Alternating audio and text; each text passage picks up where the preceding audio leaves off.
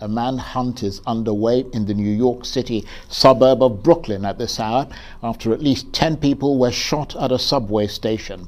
First responders say undetonated explosive devices were found at the scene in Sunset Park. A suspect fled on foot wearing a high visibility vest and a gas mask.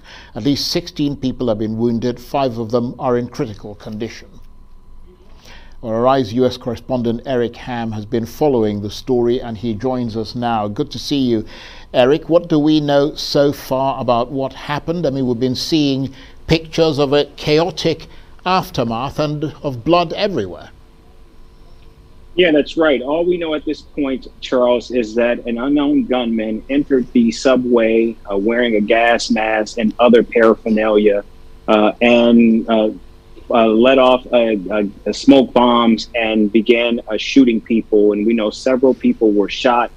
So far, there have been no fatalities, but we do know that there is a massive manhunt that's underway in the Brooklyn area for this individual. We were told, based on the description from the people on the scene, that the individual was around 5'5" to 5'8", weighing around 170 pounds. Some say that it was an African-American male that was the assailant.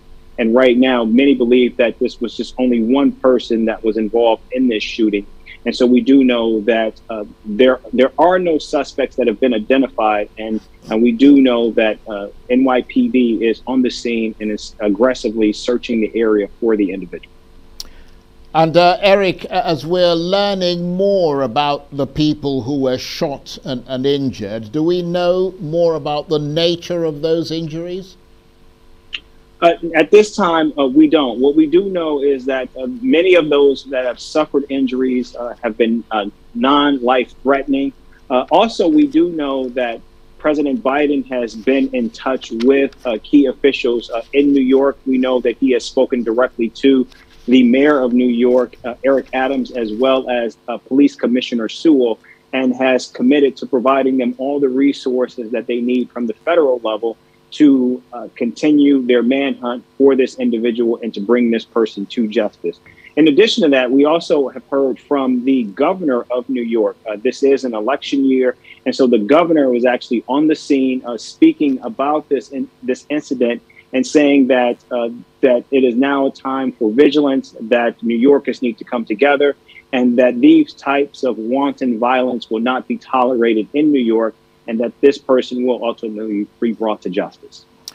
And of course, just shortly before this happened, Eric, President Biden announcing new laws to ensure that in future ghost guns are treated like other firearms. I mean, tell us about those regulations and how they might affect incidents like this.